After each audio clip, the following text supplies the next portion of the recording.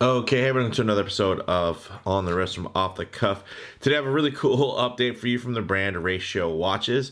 They're a Singapore-based micro brand focusing on producing fun and capable sports watches at affordable prices. This is a dive watch, some key characteristics inside. When you're looking for a diver, of course, you're going to want water resistance, typically with some type of screw-down crown. You're going to want something that's tough, legible, with a dive time bezel, and a diver's extension is always nice if on bracelets. This is the Ratio FreeDiver X in the ocean blue colorway, and they describe it as crafted to withstand the rigors of any underwater adventure. This timepiece is designed in Italy, loaded with modern features like ceramic bezel insert, and is powered by a reliable automatic movement. They actually do offer a 60-day money-back guarantee and a 5-year international warranty on the FreeDiver X. So I think that is a little bit of a step up than what you've seen in the past, and I think pretty confident for a really small brand like this. You can get these for $275 either direct from Ratio's website or from Creation Watches, which is kind of their official dealer. So of course you don't know much about this watch, so I will say that it's a 40mm watch, and it wears really well, like surprisingly well, and it is actually very photogenic. This blue bezel insert with that blue sunray dial really hit. So I'm actually really surprised, especially at the price point under 300 bucks, $275 for this watch, and this thing's loaded. So with that said, let's go ahead, zoom the camera out, get this piece in hand, and take a closer look. All right, guys. So just to jump right into it, the first thing, and probably the main thing that I'm not crazy about, is the strap. It's a silicone strap. I've reviewed plenty of rubber straps on my channel, and the one thing I try to stay away from is silicone straps. They are very comfortable, yes, but they just tend to get really dusty. So you're going to probably see me throughout this video just try to wipe the strap off. But I think the design itself is actually good. It has nice venting, etc. Like, it's not a bad produced strap, it's just the wrong material for me. And honestly, when this thing gets wet, it'll be a different story. But for those of us who aren't constantly getting wet, you might want to swap this strap out to something like a NATO, or even a leather strap, a mesh. There's just a lot of different options. Of course, you could do an actual rubber strap, whether it be natural rubber or FKM. But with that out of the way, because I know you guys are going to see me fit, like right now, I really want to just get the dust off of this thing. That's bothering me. Okay, back to the information for the watch.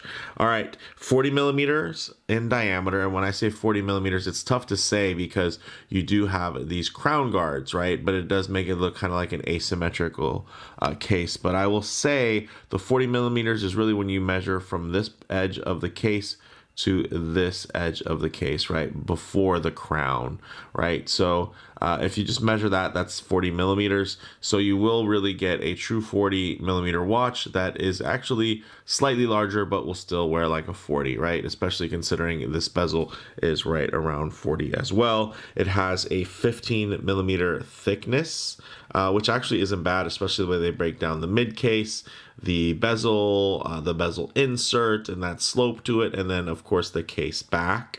The lug to lug is very short, 45mm. So that's like mini turtle territory, which means this is going to wear really well. You think about watches like Doxa's, and Seiko's, where they have the shorter lug to lug. A lot of the times it just makes that just really center the watch on the wrist, so it's more prominent in terms of its in kind of the roundness department and not the length department. So it definitely helps visually.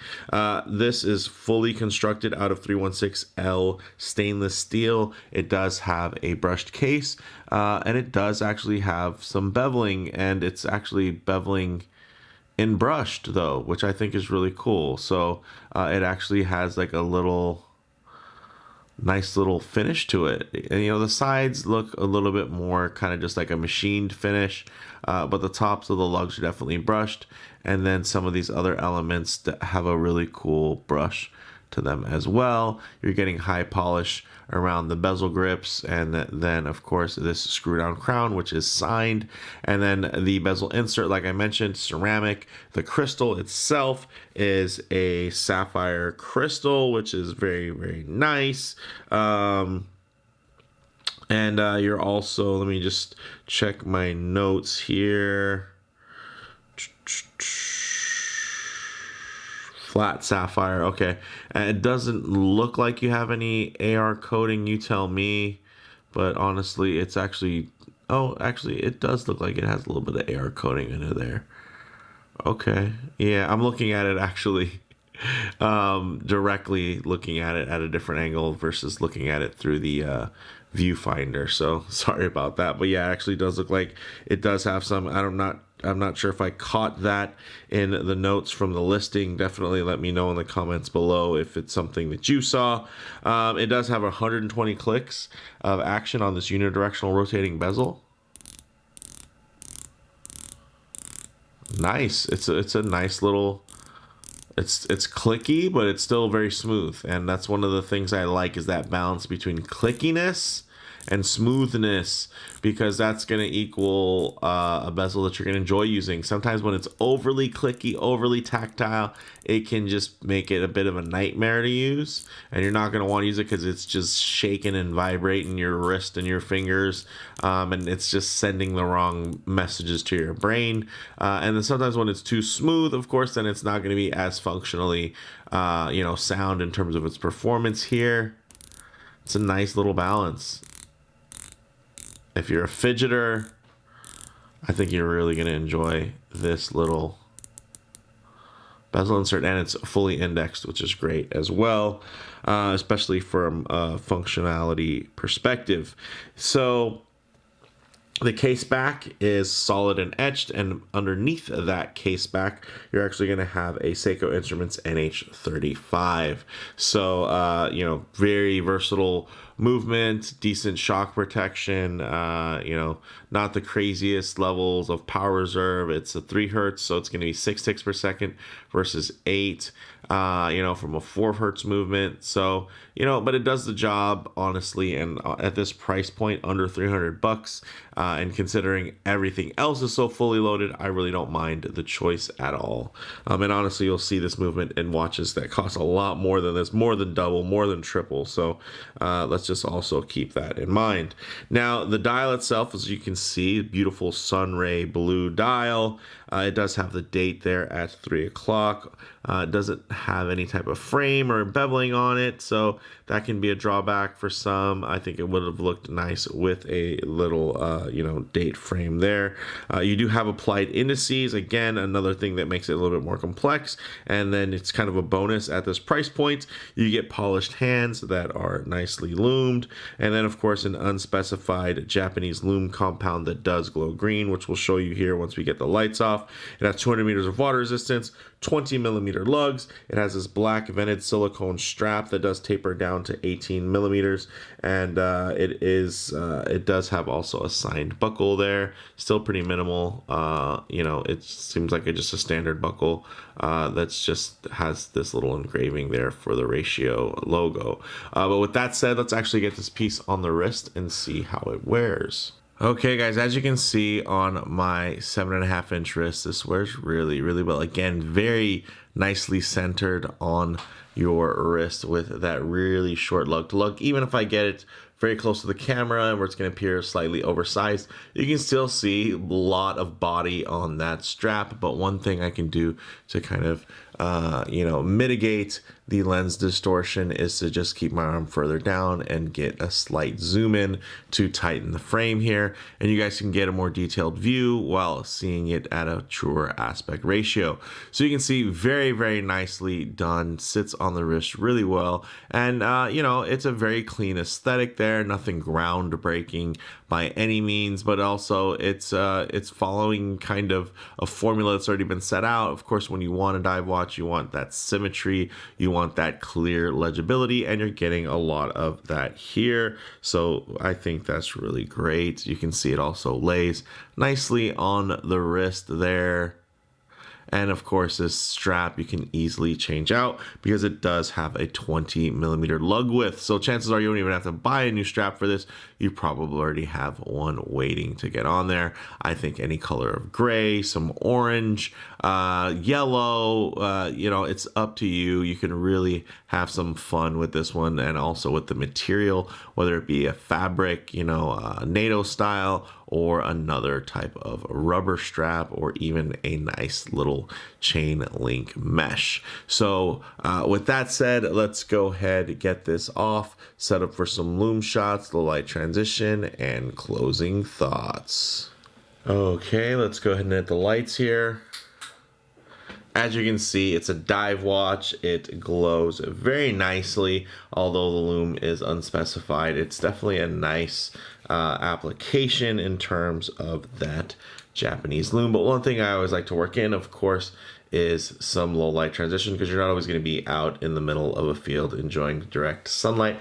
A lot of times you're going to be coming in and out of buildings, walking underneath overhangs, or just maybe hanging out underneath the shade of a tree or in your favorite automobile. So it's nice to see what these colors, textures, and finishes render like in less than optimal lighting, to maybe even include some harsh lighting to where, you could typically expose any type of production defects, but you're just going to see some nice vibrance from the blue colorway there. And, I'm typically not one to try to match a black strap with a blue watch, but I have to say that color wise, this is actually growing on me, especially considering you do have that sunray dial, where there are going to be dark sectors that are going to, sometimes look a midnight blue or blackish kind of color palette in, depending on the light source. So very, very cool there, guys. And you can see very legible even in kind of medium or mixed lighting situations, as well as pitch black versus, hey, you got a lot of light on there. It's just going to look really cool. So nice dial there. I love the light play. I like the little details, the polish. The brush is nice and even, although not luxurious by any means, definitely does the job and doesn't feel unfinished or anything like that. So with that said, closing thoughts, guys, on the wrist. This is really nicely balanced in terms of its proportions. It actually kind of reminds me a bit of the pre-Lightcatcher C60 Trident case, but not close enough to fit into any type of homage type of territory by any means. But I will say some of the contours on the side of the case, those kind of scallops, are a bit reminiscent of that, those early generation Christopher Ward C60 Tridents, and which, were popular for a good reason. This definitely is sized a lot better than those early ones, so that's also something to keep in mind. In terms of model variants, there is the ocean blue as seen, as well as a marine black model. Definitely check the site links for availability. And in terms of comparable models, at under $300 for an automatic diver, there are a lot of other options out there from small brands. But one thing I think that stands out here is that the ratio is not kind of within that vintage inspired homage territory, which currently really floods the market. This is definitely more modern, contemporary, and looks very cool and still clean and classic at the same time. So for me, guys, the bottom line is this is a really fun entry-level diver that will only cost a bit more than something like an Orient, whether you're shopping within the Komatsu line or some of the classic staples like the Ray or one of the Makos or anything like that. But then, again, so a little bit more than that, but you're getting a lot more. Or it'll cost a little bit less than a Seiko, like something like a Mini Turtle or something like that. But it definitely will have a more fully loaded spec sheet by comparison, because you're getting that sapphire crystal, you're getting that ceramic bezel insert. So there's a lot to like there. Hacking hand windable movement, date feature. So there's a lot, I think, to like. And I think even in this kind of base form, it's still a pretty fun watch, but you can really, you know, just kind of zhuzh it up yourself just by swapping out those straps. So with all that said, let me know what you guys think in the comments below. If you like the video, please do hit like. And if you haven't already, please do subscribe for more content just like this. Thanks, guys.